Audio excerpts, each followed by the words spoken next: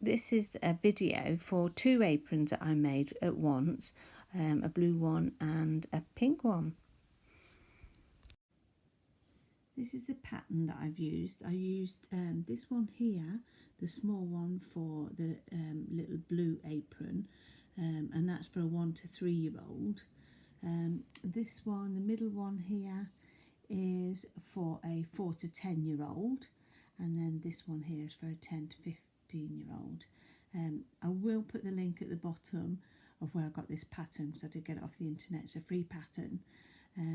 So you can see what you have to do here is you fold the fabric and you cut it 8.5 inches across and 20 inches above, and then this is a 3.75, and I didn't do it exact, and then 14.5 inches for the little blue apron, and you also need for the straps, there's a channel there, and you'll see this in the video where I've sewn a channel for this apron, because I like the fact that there's only one tie at the apron at the bottom here, or sort of there, and it's one continuous piece of binding that I made.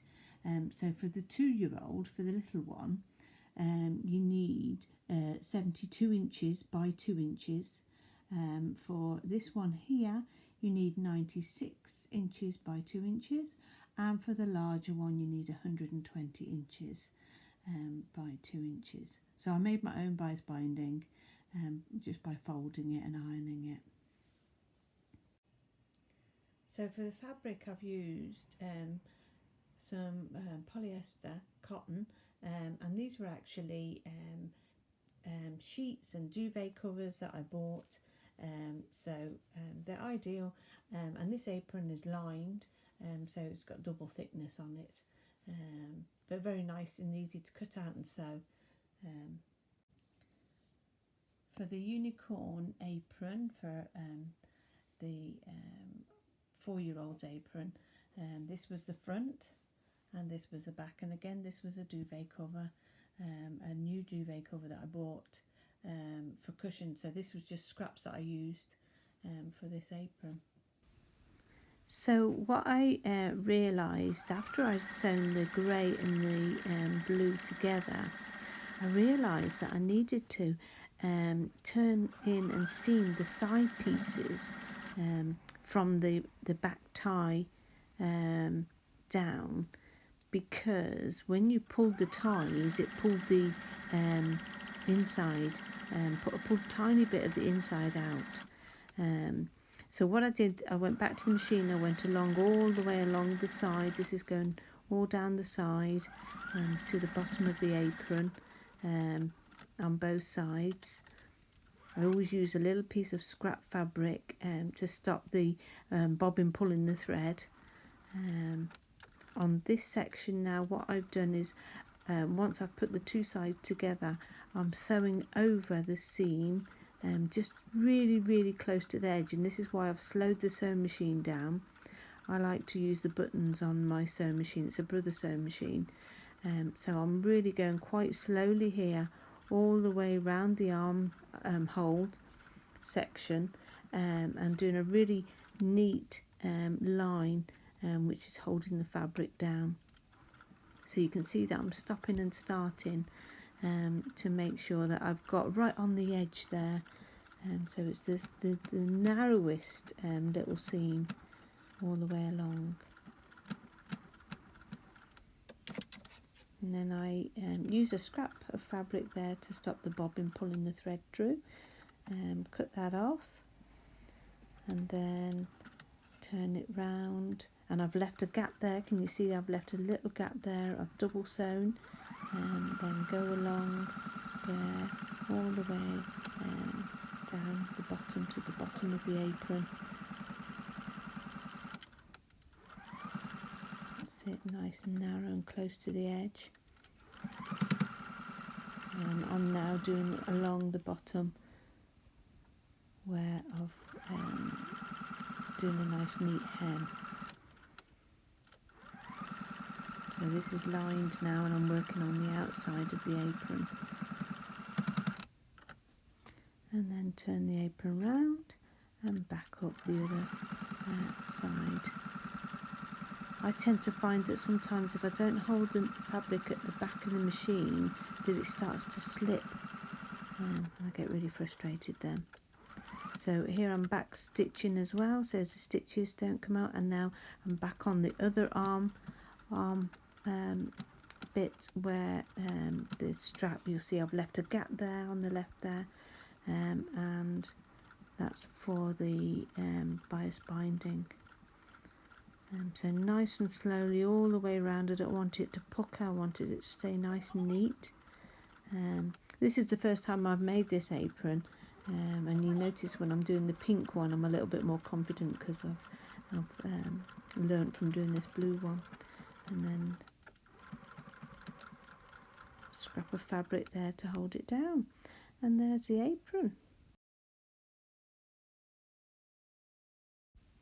So I moved quite quickly on to the pink apron, and I've made a little pocket for this one, and I just sew round. It's a double-sided pocket, so it's all lined, and then just sew round it, reinforcing it because it's for a little girl, a 4-year-old. I don't want it to come apart, and so just quickly do that with some pink thread, and then I start by hemming those sides again, so you can see it really clearly here where I've hemmed. With it being a bigger apron as well, it's easier to see it. So I hem the sides, there's and the top, so that's the top there, a bit of scrap fabric there, and then go down the sides and hem them really quickly. I don't bother pinning. If I'm doing something like this, and the polyester is quite firm as well, so it's quite nice just to fold it and sew it through. And